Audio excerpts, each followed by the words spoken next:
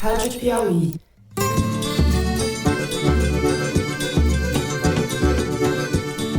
Olá, sejam muito bem-vindos ao Foro de Teresina, podcast de política da revista Piauí. O do Anthony Wong foi manipulado, não foi? Por que foi manipulado o Anthony Wong, velho? Por que foi manipulado o Anthony Wong? Ele não foi dito na declaração de óbito dele, foi que ele faleceu de Covid? Ele não foi de Covid, velho. Ah, não foi? Eu, Fernando de Barros e Silva, como sempre na minha choupana em São Paulo, tenho o prazer de conversar com os meus amigos José Roberto de Toledo, aqui pertinho, em sua vasta residência também em São Paulo. Opa, Toledo! Opa, Fernando, quero dizer que eu tô voltando de Nova York, onde eu peguei carona numa certa comitiva aí. Opa, não fala isso. Venho aqui mostrar o Brasil diferente daquilo publicado em jornais ou visto em televisões. O Brasil mudou e muito depois que assumimos o governo em janeiro de 2019. E com Thaís Bilenque, que está de volta ao batente. Saudade, Thaís! Salve, salve, Brasil! Saudade programa, saudade gente. Thaís Bilenque, também em São Paulo, diretamente dos estúdios Bilenque. Eu não peguei carona de volta de Nova York, infelizmente. Eu venho de mais perto mesmo.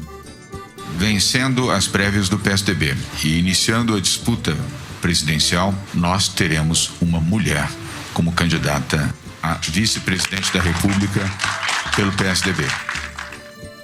Vamos então aos assuntos da semana. No primeiro bloco, vamos falar dos descalabros da Prevent Senior, a rede privada de plano de saúde e hospitais que funcionou ou funciona como braço do bolsonarismo. A Prevent Senior prescreveu kit Covid em pacientes sem que eles soubessem e ocultou a causa real da morte de pessoas que faleceram em decorrência da Covid. Crimes gravíssimos que estão sendo investigados pela CPI no Senado. A esse respeito, vamos falar também sobre a reportagem da nossa querida Ana Clara Costa, conhecida de vocês todos, que publicou no site da Piauí nessa semana uma matéria contando os bastidores da internação do médico bolsonarista Anthony Wong em um hospital da Prevent Senior, onde ele foi submetido a diversos tratamentos sem eficácia comprovada e acabou morrendo. No atestado de óbito do doutor, no entanto, como mostrou Ana Clara, não consta a morte por complicações decorrentes da Covid. No segundo bloco, vamos discutir o filme da semana, aquele cujo título pode ser Como Ser um Pária em Nova York. Os nossos críticos de cinema aqui vão discutir as peripécias da delegação brasileira na terra de Joe Biden e comentar o discurso de Jair Bolsonaro na abertura da Assembleia Geral da ONU. A quem ainda precisasse de uma confirmação de que ele, ou o presidente da República, é um louco delirante, o mandatário brasileiro defendeu, na Tribuna das Nações Unidas, o tratamento precoce e a não obrigatoriedade da vacina. Ao contrário de parte expressiva da elite que ainda o apoia ou tenta apoiá-lo a qualquer custo, Bolsonaro tem convicções e faz propaganda delas. No último bloco, vamos falar um pouco das movimentações políticas no país, as prévias do PSDB, a fusão em andamento do DEM com o PSL, o último partido de Bolsonaro, e o que isso significa para a definição dos contornos da chamada terceira via, contornos ainda um tanto nebulosos ou inexistentes, pelo menos para o eleitor, se tomarmos como referência as pesquisas de intenção de voto para 22. É chato, mas é isso. Vem com a gente.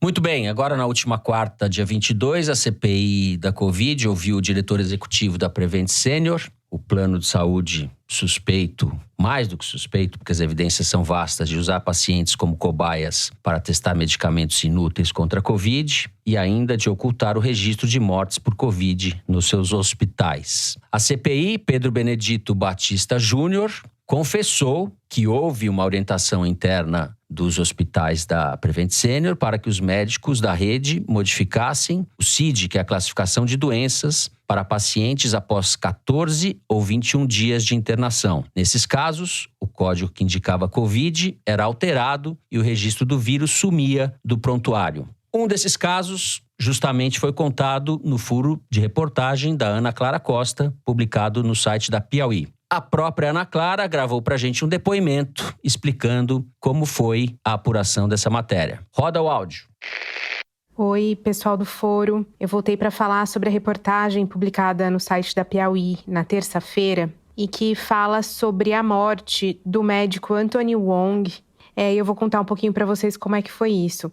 O Dr. Wong morreu no dia 15 de janeiro de 2021 no Hospital da Prevent Senior em São Paulo. E as razões da morte dele não são exatamente as que foram divulgadas na época. Como ele era uma pessoa muito conhecida, a morte dele foi comentada, a família emitiu uma nota dizendo que ele havia tido uma úlcera, que ele havia tido uma hemorragia digestiva e que por essas complicações ele havia morrido no Hospital da Prevent Senior. A partir do momento em que essa nota foi publicada, essa nota da família, eu achei muito estranho porque o Dr. Wong ele era um médico muito conhecido e para um problema gástrico, ele certamente iria buscar atendimento nos hospitais com os melhores médicos de São Paulo, que são o Hospital Albert Einstein, o Hospital Sírio-Libanês, o Hospital da Beneficência Portuguesa, o Hospital Oswaldo Cruz, que são alguns dos melhores hospitais da cidade. O Hospital da Prevent Senior definitivamente não está nessa lista. O diferencial do Hospital da Prevent Senior naquela época era o uso de cloroquina. Então era um hospital que, sabidamente, quem quisesse se tratar com cloroquina poderia se tratar lá.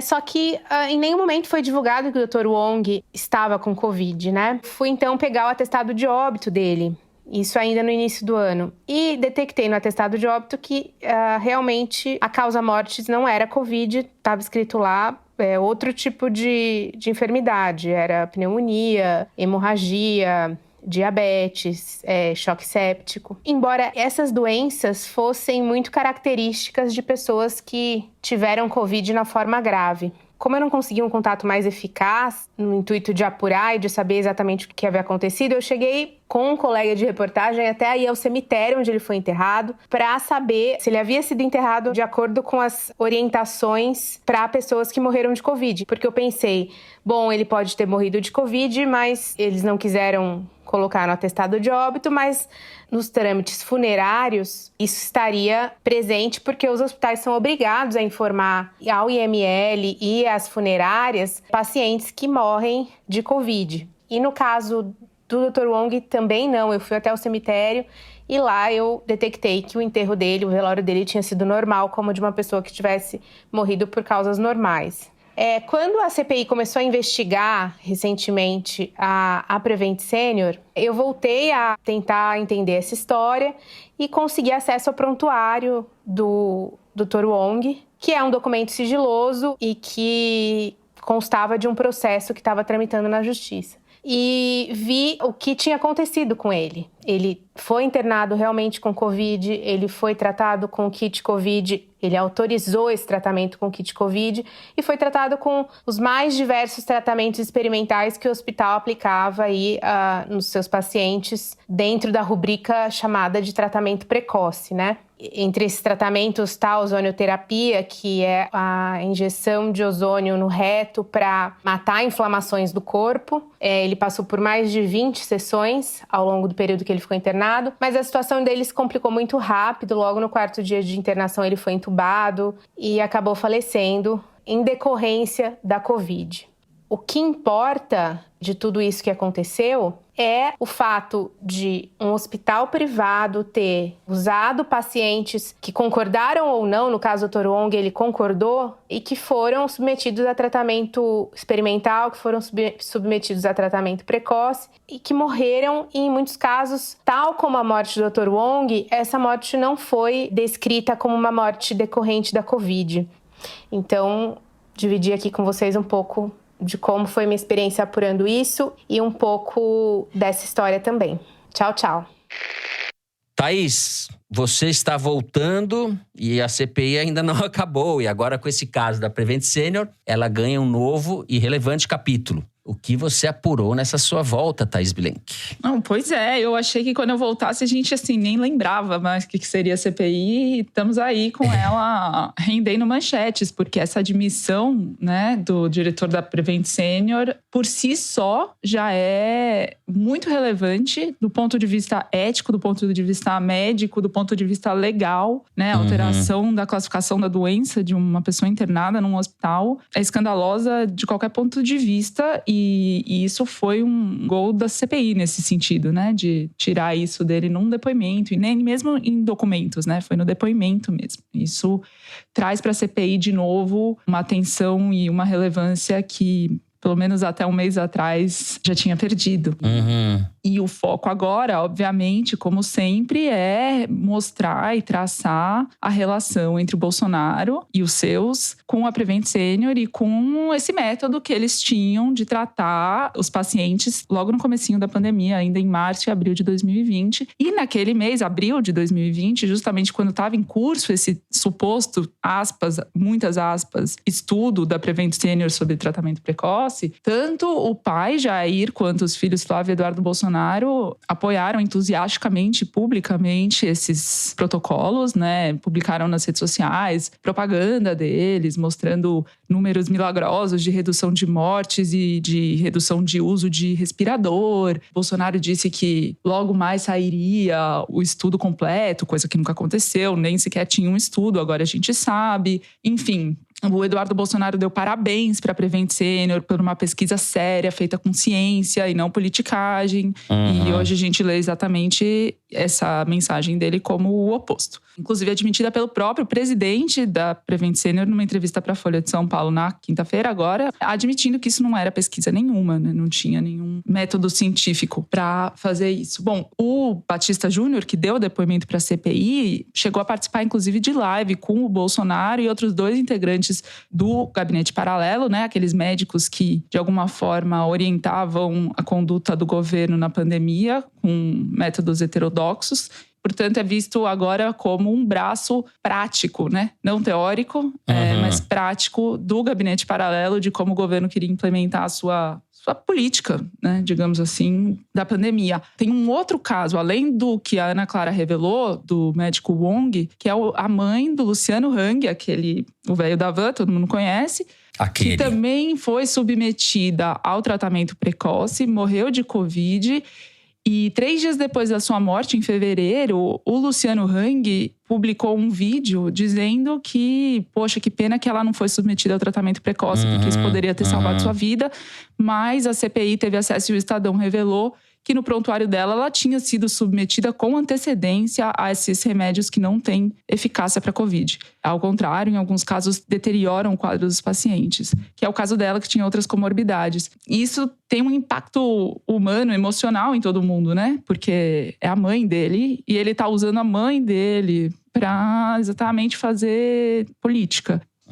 Zé, as relações do Bolsonaro e do bolsonarismo com a Prevent Senior parecem bastante óbvias. Como é que ele está fazendo para se livrar disso? Se é que está fazendo. Ele abandonou a Prevent Senior como faz com todos os aliados que se veem em dificuldades, né? O Bolsonaro é o maior covarde que existe na face da terra. Ele não pode ver um problema, alguém com problema, que ele deixa o cara para trás. Se ele estivesse na guerra, ele seria o último cara com quem você quer estar lutando ao lado, porque ele vai te deixar morrer. E é o que ele está fazendo com a Prevent Senior. O levantamento da Arquimedes aqui nas redes sociais mostrou que está sendo uma goleada, 84-16 as manifestações críticas à Prevent Senior da oposição. A oposição está massacrando esse assunto porque os bolsonaristas estão ignorando completamente, estão fugindo que nem o diabo da cruz, porque sabem que não tem defesa, né? Queria localizar para o nosso ouvinte o que é a Prevent Senior. A Prevent Senior é um plano de saúde. E é um plano de saúde que atende exclusivamente na sua própria rede de hospitais. Os hospitais Santa Maggiore, principalmente aqui em São Paulo.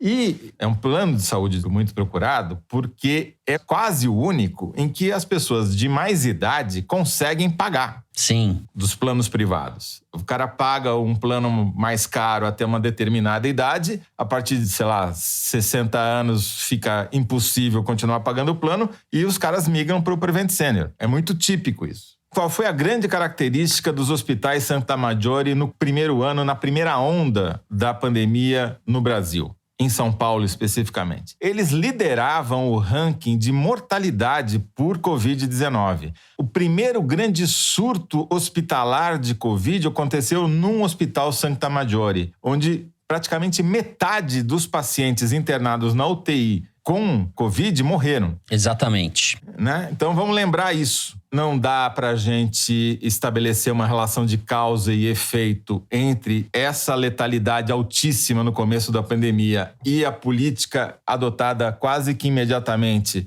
depois que isso veio a público, de fazer esse estudo falso, porque eles anunciaram esse estudo, dizendo que era um estudo científico. O Comitê de Ética de Pesquisa veio a público dizer que não tinha registro desse estudo, que não havia aprovado esse estudo.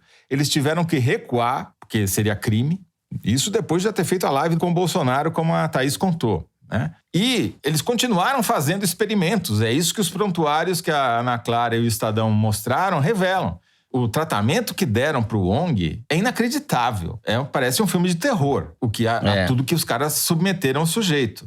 Eu tive pena do Wong, porque você ser submetido à quantidade de sessões de ozonoterapia anal que ele foi, sei lá, enfim, não tenho palavras para descrever. É triste. Mas, no caso dele, houve, inclusive, uma participação, e a Ana Clara relata isso, da doutora Nise Yamaguchi. A Nise Yamaguchi, aparece o nome dela no prontuário, mas depois de publicada a reportagem da Ana Clara, ela mandou uma nota, que a gente acrescentou na reportagem, dizendo que não tem nada a ver com aquilo, porque é outra que está se distanciando da tragédia, entendeu? É que foi cotadíssima para ser ministra da Saúde. Ela é ministra paralela, né? Sempre foi. Agora tá todo mundo vendo o tamanho da bobagem. Agora, o ponto principal é essa tortura dos dados de mortalidade através da adulteração do atestado de óbito, ou da declaração de óbito. Por quê? Se eu tomo um tiro na barriga, vou pro Santa Maggiore, fico lá mais de 21 dias e morro, e os caras colocam que eu morri de hemorragia no estômago, é mais ou menos o que eles fizeram com o Wong. E omite o tiro. Não, que tiro? Não me venham com tiros, não me venham com Covid. Tá certo. A confissão do executivo Moore, da Prevent Senior, é inacreditável, porque ele diz assim, não, coloquem qualquer outro código, menos o de Covid. Quer dizer, não importa os fatos, não importam as causas reais. Só não me põe Covid aí. E isso tem duas consequências. Obviamente, afeta as estatísticas de letalidade do tratamento de Covid nos hospitais Santa Maggiore e impedem que se faça qualquer estudo confiável sobre as consequências do tratamento que eles impingiram ao Dr. Wong e a tantos outros pacientes. Porque você morrer de sangramento no estômago depois de ser impingido o tratamento que eles impingiram, é de se investigar se o tratamento não causou essa hemorragia, né? Seria o caso, mas isso não seria feito se você não disser que havia a condição da Covid antes e o tratamento da Covid que foi feito. Enfim, é uma sucessão de erros intencionais que não podem passar em branco. Não é uma coisa que você possa dar um tapinha na mão e falar, beleza, próximo. Não dá. Alguém tem que tomar uma atitude. E parece que a Associação Médica Brasileira vai fazer isso, já que o Conselho de Medicina até agora não se pronunciou sobre isso. O Conselho Federal de Medicina tem sido omisso, mais do que omisso, né? Tem tido uma atitude de leniência, de compactuar com os absurdos do bolsonarismo. Realmente, isso já deveria ter tido uma resposta mais enfática, talvez, dos médicos. Agora, além disso que você relatou, é muito sinistro esse caso. Tem um obscurantismo, tem um elemento de crueldade que nos aproxima das piores experiências históricas, assim. E o personagem citado pela Thaís, o velho da van, esse personagem realmente repulsivo, o sujeito usou a própria mãe para mentir e fazer propaganda pro Bolsonaro. Isso é coisa de regime fascista, isso é coisa de alucinação, sabe? Uma coisa que joga a gente num terreno realmente inimaginável. Bom, que tá em jogo nesse tipo de coisa, de comportamento. Bom, a gente encerra o primeiro bloco do programa por aqui. Em seguida, vamos falar não sei nem como falar isso, vexame internacional que o Brasil passou com o discurso de Jair Bolsonaro na Assembleia Geral da ONU. A gente já volta.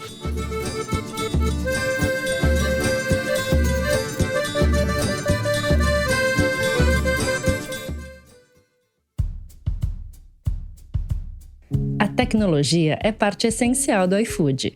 Mas muito além das entregas, o iFood acredita no poder da tecnologia como instrumento para a construção do futuro. É por isso que o iFood quer unir tecnologia e educação para transformar a vida de milhões de brasileiros. a gente enxerga que esse é um mercado muito promissor e que ele é um meio também, uma ferramenta para a gente conseguir chegar a muito mais gente. Renata Citron, Head de Educação do iFood. O objetivo é que a gente dê mais oportunidades, promovendo a educação para o trabalho do futuro, por meio das nossas soluções que são entregues principalmente via tecnologia. Além disso, o iFood quer impactar 10 milhões de pessoas apoiando a formação em áreas de ciência e tecnologia. Para isso, conta com parceiros como SESI, Sebrae, Proa, Resília, Reprograma e Cubus Academy. A gente gostaria de trazer tecnologia para as redes públicas e aí a gente fomentar tanto professores quanto alunos que eles tenham acesso às melhores ferramentas para que eles possam considerar que tecnologia pode ser um futuro para eles também. Para saber mais, acesse institucional.ifood.com.br/nossos-compromissos. Vamos usar a mesma inovação e tecnologia que guiam o nosso negócio para fazer um futuro diferente.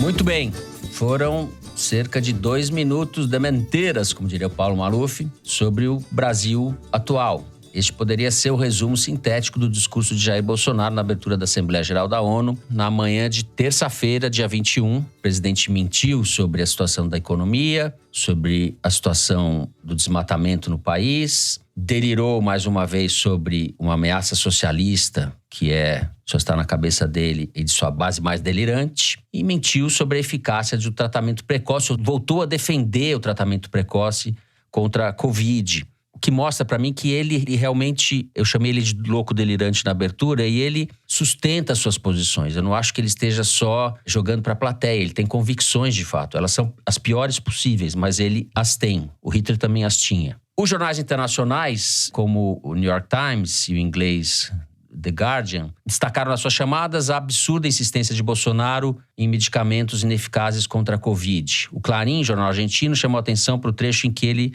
diz que o país estava à beira do socialismo. E a CNN, canal americano de notícias, afirmou que o presidente brasileiro apresentou uma versão, abre aspas, muito diferente do país devastado pelo vírus. Enfim, o prato é conhecido, as proporções são talvez inéditas. O Brasil ocupa hoje o lugar de pária mundial e de caso a ser estudado mesmo pelo mundo. Thaís Bilenque, vamos começar por onde? Bom, queria começar por 2018, na campanha na qual o Bolsonaro prometeu tirar o Brasil da ONU, que ele falava que era um lugar que não servia para nada, uma reunião de comunistas.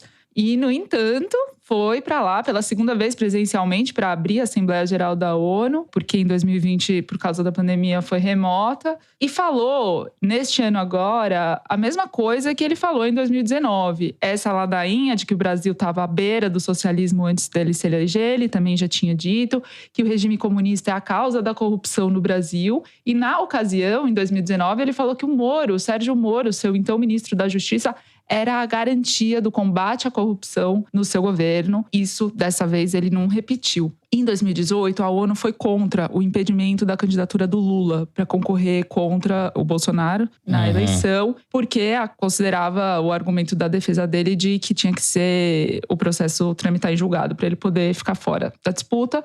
Então, para o Bolsonaro, na retórica dele pelo menos, a ONU apoia o Lula, todo mundo comunista, e a campanha de 2022 já começou e o Bolsonaro fez do púlpito da ONU, sim, um palanque, associando Lula ao mainstream global e tal. Mas eu concordo, sim, com essa análise de que o Bolsonaro falou para sua claque dos 10% aguerridos, delirantes, como você disse, mas não deixa de ser também um recuo, ou pelo menos mais uma comprovação das bravatas dele. Porque se ele tinha intenção de tirar o Brasil da ONU, ele não chegou nem perto disso. Ao contrário, ele usa a visibilidade internacional da ONU para fazer ou tentar fazer seu jogo de cena, claramente.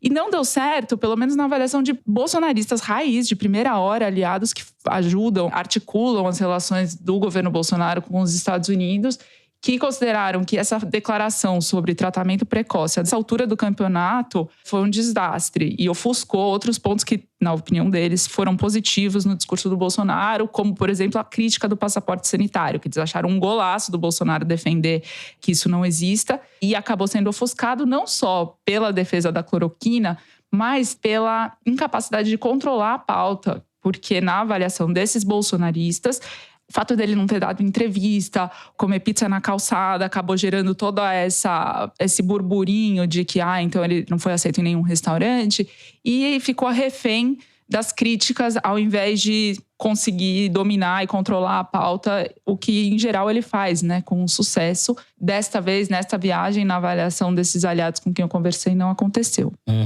José Roberto de Toledo. Bom, Fernando, o que dá pra gente dizer dessa passagem da comitiva Vacumuar brasileira por Nova York? Primeiro, que o Brasil virou piada em inglês, né? Virou assunto de talk show noturno. Sim. Com os caras se deliciando, fazendo piada às custas do Brasil e do Bolsonaro. E do seu ministro da Saúde, né? Que foi para Nova York espalhar o vírus, que é uma coisa realmente inédita, né? O ministro da Saúde ia espalhar coronavírus num país alheio, no meio da Assembleia Geral das Nações Unidas. Fico imaginando o primeiro-ministro inglês Boris Johnson olhando para a própria mão que apertou a mão do Queiroga, né? Obviamente, o Bolsonaro falou para sua claque. Eu discordo um pouco de vocês. Eu acho que o Bolsonaro não tem ideias próprias. Ele segue o que o público vai gostar. E o público gosta, boa parte do público gosta de tratamento precoce, porque a história da saúde no Brasil é a história da automedicação, né? E o tratamento precoce nada mais é do que a automedicação, já que não tem nenhum tipo de comprovação científica. Agora, eu queria chamar a atenção para um fato significativo. O paradoxo da mentira, de torcer os fatos para se adequar ao que o Bolsonaro quer. Durante o discurso na ONU, ele usou o teleprompter. E às tantas, ele fala que o Brasil vai abrigar pessoas que fugirem dos talibãs no Afeganistão. E ele diz lá, homens, mulheres e juízes. Aí uma pessoa, se não me engano, jornalistas livres, ficou intrigada com essa história do Brasil receber juízes afegãos. E foi olhar no discurso oficial que foi distribuído antes dele falar. E estava escrito jovens. Ele errou. Em vez de falar jovens, ele falou juízes. O que a assessoria do presidente fez? Mudou o discurso que entregou à imprensa. Ficou valendo os juízes, entendeu? Muito bom. Isso é a síntese do que é o bolsonarismo. Vamos com a mentira. O nosso compromisso é com a mentira. Se o presidente falou, não importa que seja mentira, que esteja errado. Nós vamos sustentar isso até o final. E o segundo aspecto é o nosso confinado ministro da Saúde, Queiroga, que está lá preso num quarto de hotel em Nova York sem poder sair de quarentena. O fato dele ter ficado confinado, né? Porque o governo bolsonarista ele não fica isolado, ele fica confinado. É o verbo correto, né? Ele se aplica ao coletivo, no caso, vacum. Ele ficando confinado lá já melhorou a política de saúde no Brasil, porque o governo voltou atrás na recomendação de não vacinar adolescentes. Já desistiu de fazer essa proibição, que eles tinham feito com uma desculpa esfarrapada, porque estava faltando vacina, né? E como eles dizem que estava sobrando vacina, então para mentir mais uma vez, eles proibiram os adolescentes, que era para diminuir a demanda, mas tiveram que voltar atrás. E foi bom, porque o ministro ficou lá. Eu deixaria ele lá para sempre. Eu acho que melhoraria consideravelmente a política de saúde no Brasil. Se o Brasil não tivesse ministro da Saúde, já seria um grande avanço. Concordo com você. O Bolsonaro é um mentiroso quanto mais, etc, etc. Mas ele tem, sim, convicções. Quando ele falou que a história provará e a ciência provará que o tratamento precoce funciona, ele está se expondo de uma maneira desnecessária se a gente pensar segundo os nossos parâmetros, o parâmetro da razoabilidade, das evidências da ciência, de tudo que a gente queira. Ele rompeu essa barreira e ele está do lado de lá. E a imprensa internacional reage conforme essa percepção. Quem não reage conforme essa percepção são as elites brasileiras. Porque na véspera da ida dele para Nova York, estava lá o jornal o Globo, no editorial, falando que Bolsonaro tem chance de reparar a imagem do Brasil. O Globo não está sozinho nessa. Uma série de comportamentos de tolerância diante desse descalabro que é esse sujeito. A gente está num ponto de delírio e de descaminho do país que esse episódio da ONU retratou de maneira concisa. Agora, os caras estão tentando salvar o Bolsonaro dele mesmo, continuam tentando e vão continuar tentando. Até aí, ok, mas da onde você conclui que ele tem essa convicção, por convicção mesmo? Eu acho que o Bolsonaro, ele não é só um pilantra, um oportunista, um político do centrão. Eu acho que ele é isso também, mas ele é mais do que isso. Há muito tempo, ele tem a pauta dele. Eu acho que a pergunta é o contrário. Por que ele não teria essas convicções? Isso seria alguma grande farsa dele, uma estratégia? Que ele ganha com isso. É mais difícil fazer esse discurso do que não fazê-lo. É mais difícil do ponto de vista da aceitação internacional. Ele quer isso, ele quer esse confronto. Ele está imitando o Trump nas coisas essenciais. Mas eu acho que aí é aquela coisa, por que ele vai comer pizza em pé na calçada em Nova York junto com um bando de áulicos? Para fazer o contraponto ao establishment que o Temer simbolizou naquele jantar na casa do Najinarras, né? Tudo teatro, né? Tudo teatro, é tudo jogo de cena. Eu acho isso e acho que tem convicção ao mesmo tempo. Acho que as coisas não são excludentes. E acho também que o governo dele não acabou, ao contrário do que as pessoas dizem. O governo dele está indo e não tem projeto? Tem projeto. É um projeto colonial puro sangue, 2.0. Um projeto realmente de destruição do país que está sendo bem sucedido. Está sendo bem sucedido o projeto do Bolsonaro. É destruir a democracia brasileira, destruir direitos humanos, destruir a Amazônia, avacalhar a educação, fazer o que está fazendo na saúde, que a gente tratou no primeiro bloco, na cultura, na proteção de direitos, enfim. Isso tudo está sendo feito. É um governo com projeto. Não, com projeto e método. Isso eu não discuto. Com certeza ele tem um plano e executa muito bem esse plano. A questão é que eu acho que ele faz isso por oportunismo, em todas as áreas, porque isso lhe garante apoio estratégico para se sustentar no poder. Eu acho que a convicção dele é essa, é de que ele não pode abrir mão pelo menos dos 10%, ou que eles considerem 30%, mas não da matéria em si. Acho que a matéria em si vem a calhar. Eu acho só que tem esse elemento, com todas as diferenças que tem do contexto histórico do nazismo, não é nazismo propriamente, todo mundo discute isso e, enfim, não quero cair nas facilidades, mas tem esse elemento delirante de ditadores, sabe? Tem esse elemento hitlerista, digamos assim, essa loucura do Hitler, esse elemento é constitutivo do bolsonarismo e, volto a dizer, as elites, e incluídas aí as elites intelectuais, menos as intelectuais, mas as elites políticas também, além do pessoal do dinheiro, são muito complacentes em relação a isso. Muito bem. Ficamos com uma divergência aqui. Eu sempre com as coisas erradas. Eu devo estar errado, como sempre. Faz tempo que eu não falo essa merda. Muito bem. A gente encerra assim o segundo bloco do programa. Vamos agora direção para o número da semana. É isso, Mari? O número que a gente publica toda semana no site da Piauí. Qual é o número, Lombardi? Como diria o Silvio Santos. Desculpa, Mari, você não é o Lombardi. O número da semana é... O número da semana é 57.5 mil. No Brasil, há pelo menos 57.500 endereços que homenageiam figuras religiosas. O Igualdades dessa semana fez um passeio pelas ruas do Brasil e mostrou que não deixa de ser um retrato do país. Quando se trata de homenagear uma pessoa, dando o nome dela a uma rua, um logradouro, para cada nome que homenageia uma mulher, há 4 homenagens para homens. Esses dados são do IBGE e foram compilados pelo Pindograma. Já o Igualdades dessa semana é assinado pela Liane Ceará, pelo Daniel Ferreira e pela Renata Buono.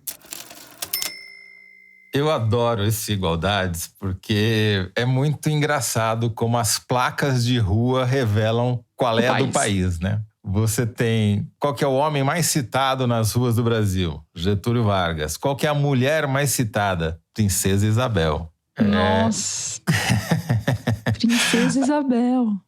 O militarismo na política fica evidente. Tem mais homenagens pro Duque de Caxias do que pro Dom Pedro II. Todos os preconceitos e preferências políticas estão expressas ali, porque, obviamente, quem dá os nomes às ruas são, em geral, as câmaras de vereadores ou seus prefeitos, né? Tem o dobro de homenagens ao Filinto Miller, que era o chefe da polícia do Estado de repressão do Estado Novo do Getúlio Vargas, do que a Olga Benário, que foi a militante comunista que foi enviada pelo Filinto Miller e pelo governo Vargas de volta para a Alemanha nazista, onde morreu. A coisa do machismo, isso aí é brutal, né? Bom, vamos encerrar assim o número da semana e no próximo bloco falamos das agruras da terceira via no país. A gente já volta.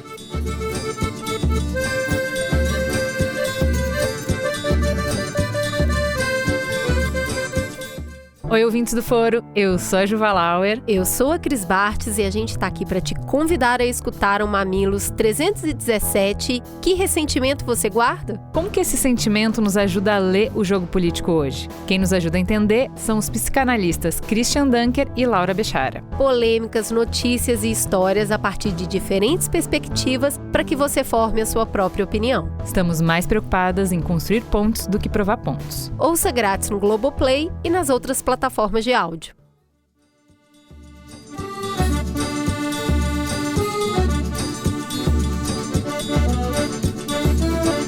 Muito bem, algumas movimentações das forças políticas visando a disputa do ano que vem. A gente tem, por um lado, o Democratas encaminhando a fusão com o PSL. Houve uma reunião do partido e há uma unanimidade, por enquanto pelo menos, nessa direção. PSL, que foi o partido pelo qual se elegeu o Bolsonaro que não tem partido hoje. Então a gente tem aí em gestação, e muito provável, né, um partido grande de direita, que vem a ser esse DEM/PSL. Também no PSDB, essa semana, houve a inscrição dos candidatos às prévias, que vão definir quem será o nome que vai disputar a presidência da República. O governador João Dória em São Paulo, o governador Eduardo Leite do Rio Grande do Sul, o senador Tasso Gereissati e o Arthur Vigílio. Esses dois ninguém está levando a sério, mas a briga entre o Eduardo Leite e o Dória vai ser grande e provavelmente vai fazer um estrago dentro do partido. Zé, além disso tudo, houve pesquisa aí de intenção de voto. Você que é o mago aí das pesquisas, dos números, das tendências, amarre essas coisas todas. Pesquisa IPEC, leia-se ex-Ibope, saiu nesta quarta-feira, mostrando um dado fundamental para a gente entender o cenário. O grau de desconfiança dos brasileiros em relação ao seu presidente chegou a 69%. 69% não confiam no Bolsonaro. 7 em cada 10, né? E aqueles que acham o governo exclusivamente ótimo são apenas 7%, que se somam a outros 15% que acham o governo bom. Então, está se resumindo a isso o núcleo duro, digamos assim, do bolsonarismo. Qual é o problema para os outros partidos de direita que não são bolsonaristas ou que fingem não ser bolsonaristas? Aí eu coloco especificamente essa fusão DEM-PSL.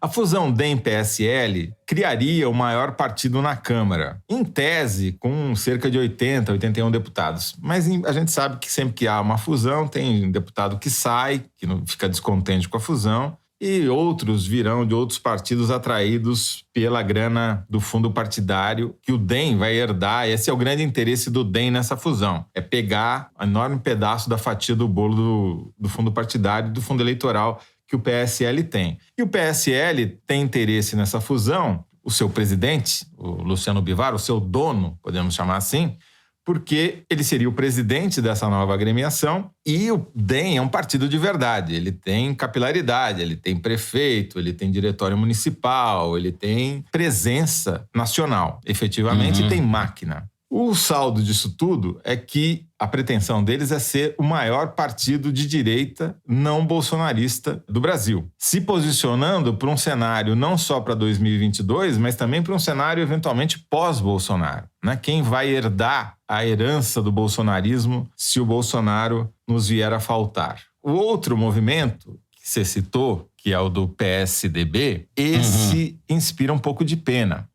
Porque o candidato mais bem colocado nessa pesquisa IPEC do primeiro turno, o João Dória, aparece com 3%. 3%. Igual ao Mandetta, do DEM, que está se fundindo. O Ciro é o candidato da chamada terceira via mais bem colocado e não chega a 2 dígitos, tem 8%. O Lula está aparecendo com 48%, dependendo do cenário. Sem o Moro, ele tem 48%. 48%, se a eleição fosse hoje, é primeiro turno, porque é 48% dos votos totais. Se você calcula os válidos, dá mais da metade, não tem nem segundo turno. Claro, esse é um cenário hipotético, porque a eleição não é hoje, daqui até a eleição muita coisa vai mudar, se houver a eleição. Porém, mostra a enorme dificuldade que a terceira via tem para se viabilizar. Por quê? O Bolsonaro, mesmo com a gasolina R$ 7,00, mesmo tendo apagões que o governo diz que não tem nada a ver com a falta de água e de energia, mesmo tendo gás chegado no preço que chegou, mesmo a comida estando cada vez mais cara, mesmo com a economia indo draga abaixo, o Bolsonaro ainda consegue chegar a 23% nesse cenário sem Moro na pesquisa do IPEC, que garante ele no segundo turno. Agora, o Moro vem para complicar esse cenário, porque ele divide ainda mais o voto da chamada terceira via. O Ciro Gomes, nesse cenário que tem mais candidatos, que entra o Moro, entra o Rodrigo Pacheco, entra o Datena,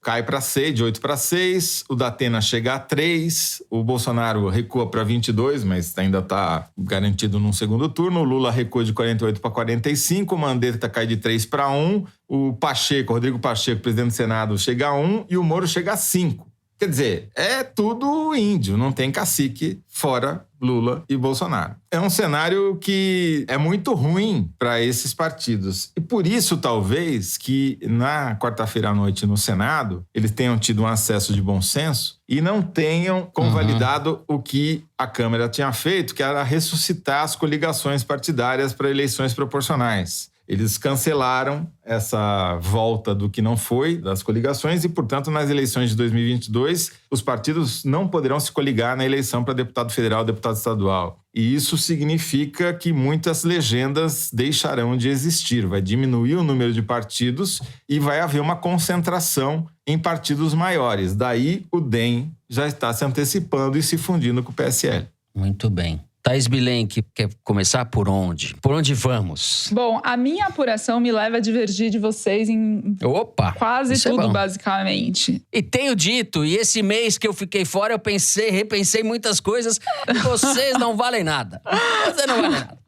Não, o mais importante que é a premissa de que a terceira via n'existe pas, né? Essa premissa, acho que ela é consensual. Mas o fato do ACM Neto ter encaminhado a fusão, que no PSL se chama de incorporação do DEM, certo, não se deve a uma estratégia mirabolante e bem pensada de formação do maior partido da Câmara, nem a um protagonismo na direita não bolsonarista. Muito pelo contrário, se deve mais a um desespero, porque o DEM vai minguar na janela partidária e depois na eleição, sem a coligação mais ainda. O próprio ACM Neto, presidente do partido, na reunião da executiva que pavimentou, né, a convenção para aprovar essa fusão, disse que significava que 2 mais 2 agora é igual a 3. E em março, 2 mais 2 vai ser igual a 5. Do tipo, a gente tem que diminuir para depois conseguir crescer, mas esse 5 não tem nenhum nome relevante que eles já possam anunciar e tal, que vai entrar nesse partido. Ao contrário,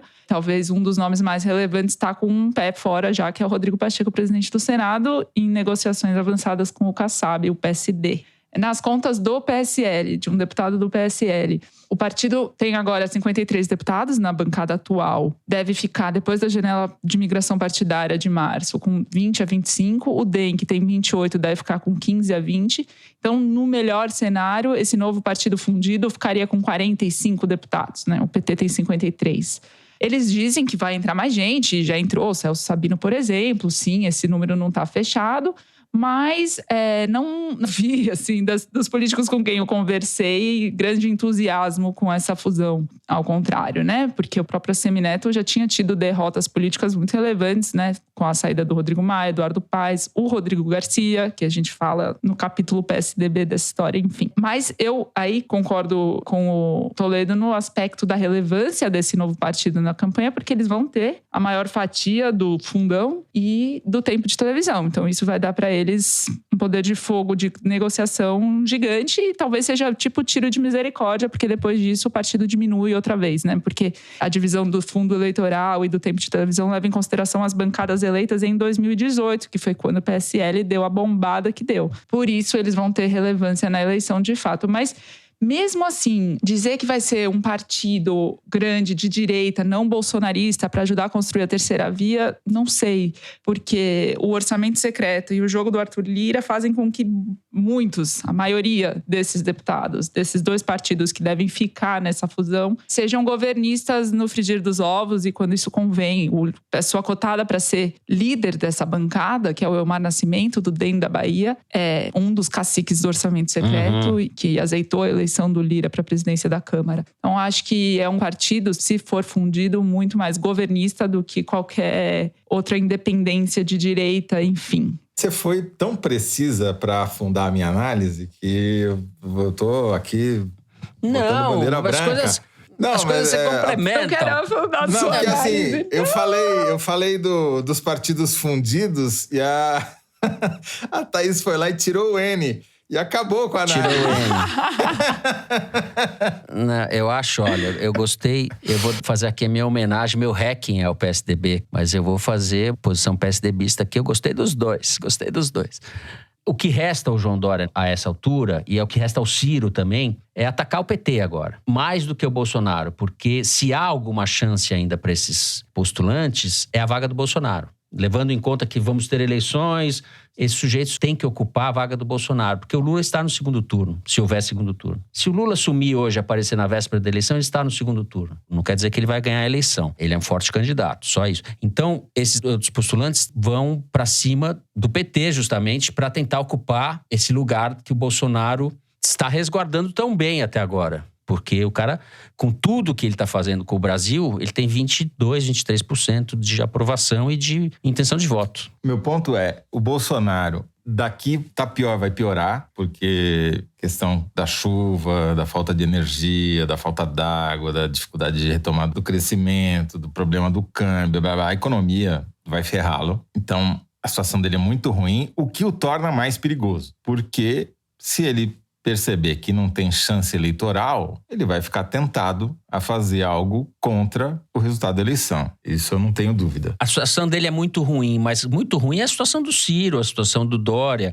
Ele tá com 20 e tantos por cento e ele tem a máquina. Eu acho que a primeira premissa, a terceira via não existe. Ela precisa ser construída e tem enormes dificuldades para fazer isso. Concordo com você. O meu ponto é, como o Bolsonaro está cada vez mais distante de uma vitória eleitoral, ele se torna mais perigoso do ponto de vista de não deixar que haja eleição, ou de fraudar a eleição, ou de melar a eleição, enfim. É um caminho que a gente pode tentar ver o que aconteceu em outros países, mas não servem muito de modelo porque a maioria dos golpes acontecem no segundo mandato. Esses golpes que mantêm a aparência democrática, a Rússia, a Turquia, a Polônia, Filipinas.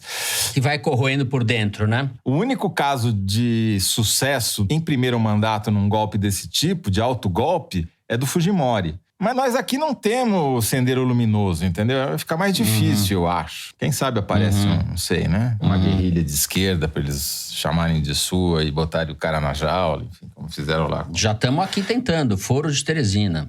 Somos 3. Já somos 3! O meu ponto, eu acho, Fernando, é o seguinte, é que os partidos, eles, nessa perspectiva de diminuição do número de partidos, eles têm que dar um jeito de se consolidar, juntando, como no caso do DEM e do PSL, não para crescer, como eu disse, bobagem, mas para sobreviver, como bem colocou a Thaís, com esse enorme capital que eles têm de ter muito dinheiro e muito tempo de televisão. Agora, se eles estão mal, imagina a situação de partidos médios que não têm esse fundo eleitoral e que não têm a perspectiva de ser poder, porque não tem um candidato forte. Esses aí vão sofrer ainda mais nessa janela de março. Então, essa recomposição vai ser gigantesca. A gente vai falar muito sobre isso. Felizmente, vai ter assunto para Foro de Teresina. Thaís, você que voltou agora, fecha aí o programa para nós. Tá fechado. Tchau. O poder de síntese da Thaís é realmente... Você gosta, né? Essa bem subtração conciso. Do N foi histórica. Sim. Eu só considero o seguinte, o Dória testou o antibolsonarismo, foi, como disse um político para mim, para a briga de rua da vacina com o Bolsonaro. perdeu, tá com 3%. Ele vai testar agora o antipetismo de novo, que funcionou para ele em 2018, mas em 2018 funcionou por causa do Bolsodória, que é um outro motivo de rejeição muito alta para ele atualmente, né? A associação com o Bolsonaro, como foi feita, e a deslealdade ao Alckmin na ocasião. Isso tudo para dizer que ele tá numa situação difícil, né? Embora a possibilidade dele ganhar as prévias seja muito grande, porque ele realmente tem o controle da máquina em São Paulo, que é o maior colégio eleitoral, e tem de quase todo o Nordeste, enfim. E é odiado também, né? Por outro lado. E é odiado, inclusive, no quintal pelo Tasso, dele. pelo Aécio, por em vários São Paulo. tucanos. E o Aécio se engajou de corpo e alma na campanha do Eduardo Leite exatamente por odiar o Dória e também por não querer que o PSDB tenha candidato no final das contas, né? Sim. O Eduardo Leite teria mais condições de compor e fazer uma articulação de uma chapa sem encabeçá-la do que o Dória, que não abriria a mão do protagonismo. Então, na verdade, é uma disputa que serve muito mais para eles se manterem com alguma visibilidade, de novo a gente está aqui falando deles, do que propriamente ter um resultado prático. Pelo menos não tem nenhum indício agora de que a situação esteja confortável para nenhum dos dois candidatos e muito menos para o partido, enfim, ter protagonismo na eleição. O PSDB vai diminuir nessa eleição e São Paulo provavelmente vai deixar de ser governado pelo PSDB para ser governado pelo Alckmin. Essa a ironia é essa. O Alckmin saindo do PSDB vai ser provavelmente o PSDB. Próximo governador de São Paulo, é o favorito, na minha opinião. Ele está na frente, mas não só por isso, pelas características todas de São Paulo e tal, e configuração da eleição. O PT vai fazer uma espécie de corpo mole pro Alckmin, se for com França e tal, vai deixar o Alckmin, porque daí o Kassab vem pro PT no plano nacional tal. Tem um acordo sendo costurado. Então o PSDB vai deixar de governar também o estado de São Paulo. Geraldo Alckmin derrotando o PSDB, quem diria? Bom, é isso, estouramos o tempo. Encerramos aqui o terceiro bloco e a gente já volta com este momento. A Thaís se preparou com afinco para o momento Kinder Ovo. Vamos ver o que acontece. A gente já volta.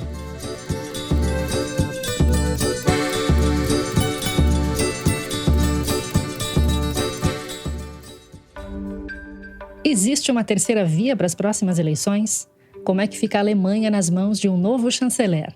E a Covid-19 ao redor do mundo? É notícia a todo momento, o tempo todo. Mas o Boletim DW Brasil Notícias te conta tudo. De segunda a sexta-feira, no início e no fim do dia, direto de uma das redações mais prestigiadas da Europa, para o público brasileiro. Busque DW Brasil no seu serviço de streaming favorito e assine para não deixar nenhuma novidade escapar do seu radar. Então vamos para o momento Kinder Ovo. A Thaís está toda para ganhar este Kinder Ovo. Vamos lá, pode soltar aí. Uma grande fatia da imprensa, ela pensa o que quer quando quer. Eu estou falando desse assunto desde janeiro desse ano. É um projeto meu, pensado para a população. Mas é que as pessoas têm uma certa vontade de criar uma narrativa maldosa para esse governo, por ser um governo extremamente honesto e que pensa na população. Mas, basicamente, a gente vai levar para lugares distantes do Brasil uma oportunidade de trabalho, onde a criança vai aprender o universo dela. Fracassamos, mas essa até fico feliz de não acertar. O secretário de Cultura, Mário Frias. Em entrevista ao programa Pingos nos Is, do canal Jovem Pan News. Nossa, e o Jovem Pan News entrando aqui no nosso programa, isso aqui... Bom, esse cara eu não tinha o menor risco de acertar, porque eu nunca ouvi falando e jamais ouvirei. Você não viu Malhação? Não. Na Thaís, Malhação é só você que vê. É só da sua geração. Olha, eu infelizmente tenho que fazer essa confissão. Eu amava o personagem dele, o casal romântico com aquela outra, e a música daquela banda, Mari, me ajuda, que era a trilha sonora deles. Scar Tissue. Gente, tocava essa música, já começava, tipo, ficar, nossa... Berdel. Porque eu e o Toledo, se fosse o Tarcísio Meira, o Cláudio Cavalcante, o Cláudio Marzo, tal, a gente acertaria, né, Toledo? Irmãos Coragem, a gente viu. Ficou aqui, então, o registro de que Thaís Bilenque perdeu ou parte da adolescência dela, isso em frente ao programa Malhação. Coisa mais linda do mundo. Muito bem, muito bem. Bom, depois deste simpático fracasso, né? Foi um simpático fracasso. E esse personagem é horrível, esse Mário. Pelo que figura horrorosa. Mas enfim, vamos pular essa parte. Vamos para o Correio Elegante. Momento que vocês falam com a gente. Eu vou começar com o e-mail da Beatriz, que diz o seguinte: meu sonho é fazer parte do rolê de vocês. Quando começa a música de abertura, já tenho a minha dancinha especial, que pode ser realizada no banho ou lavando louça. Já dancei até limpando a caixa de areia da gata. A coreografia tem 1 ou no máximo 2 passos e uma variação original a cada episódio. Agora uma pergunta séria. Toledo, qual é a sua personagem preferida dos Sopranos? Eu adoro a Carmela. Um abraço forte para vocês e apesar de não ser fácil, é sempre um alento ver pessoas que ainda vivem e pensam o Brasil. Não, vou ser obrigado a responder, né? Não, eu acho a Carmela Soprano brilhante, sem dúvida nenhuma, junto com o Tony, os 2 personagens principais, mas eu gosto muito do Paulie, que é aquele personagem que tem as laterais brancas do cabelo e que não é um personagem, né? Ele é ele mesmo, é um ator em primeira pessoa, né? E gosto muito do Van Sant, o guitarrista do Bruce Springsteen, que faz o Silvio, que depois até gerou uma outra série, meio sem graça, de mafioso, mas que é ótimo também. Gosto muito dos 2. Aquilo lá tem um grau de excelência que é difícil até escolher, mas a minha personagem preferida é a mãe do Tony Soprano.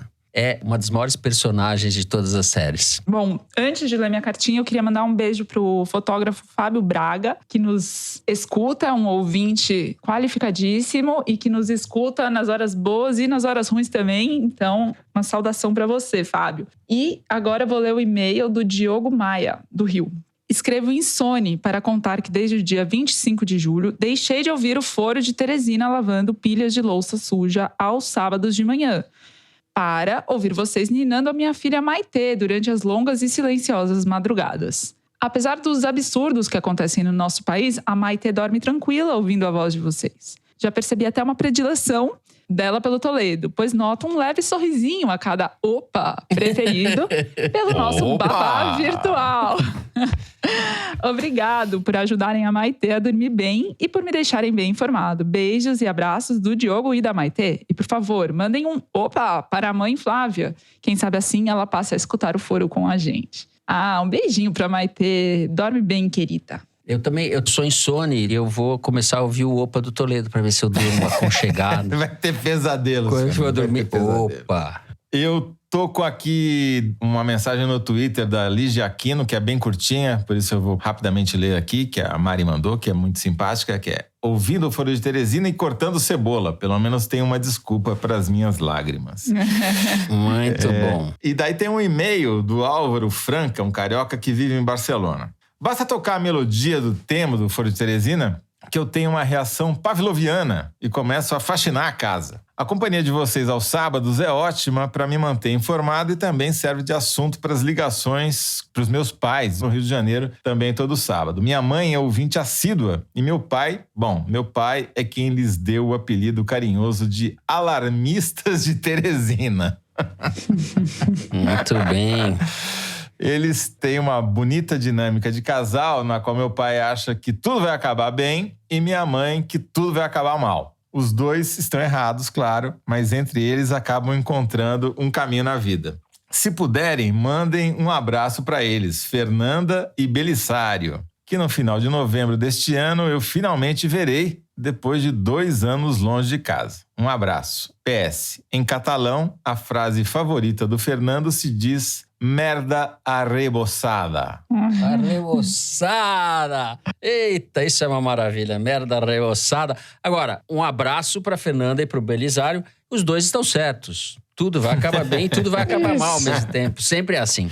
Que sempre acaba também, então. Sempre acaba. O importante é que acaba. Eu preciso mandar um recado, que senão eu vou ter problemas. É um pedido da Pipa e da Dorinha para mandar um beijo para Gabi Iannacone, que faz aniversário. E é nossa ouvinte desde sempre. A Gabi, que também faz os seus podcasts. Beijo, Gabi. Beijo, beijo. Beijos. Então é isso, gente. Tava bom, mas acabou. A gente vai terminando o programa de hoje. Se você gostou, não deixa de seguir a gente no Spotify, no Apple Podcast ou na Amazon Music. favoritar no Deezer e se inscrever no Google Podcast, no Cashbox ou no YouTube. Assim você fica sabendo das novidades, dos episódios especiais e das edições extras. O Foro de Teresina é uma produção da Rádio Novelo para a revista Piauí, com a coordenação geral da Paula Scarpim. A direção é da Mari Faria. A produção é do Marcos Amoroso e da Liane Ceará. O apoio de produção é da Cláudia Holanda. A edição é da Evelyn Argenta e do Thiago Picado. A finalização e a mixagem são do João Jabassi, que também é o intérprete da nossa melodia tema, composta pelos festejados Vânia Salles e Beto Boreno. A Mari Faria também edita os vídeos do Foro Privilegiado, o teaser que a gente publica nas redes da Piauí. A nossa coordenação digital é feita pela Kelly Moraes e pela Juliana Jäger. A checagem é do João Felipe Carvalho. O Foro de Teresina foi gravado nas nossas casas, em São Paulo, em nossas choupanas paulistanas. Eu me despeço assim dos meus amigos José Roberto de Toledo. Capricha no opa, no tchau, Toledo. Eu vou gravar e vou pôr pra dormir esse negócio. Opa, tchau. E Thaís, me devolve o N no programa que vem. O abecedário é todo seu. Tchau. Beijos pra vocês e até a próxima. Thaís Bilenque voltou em grande forma. É isso, gente. Até a semana que vem. Se cuidem. Beijos a todos.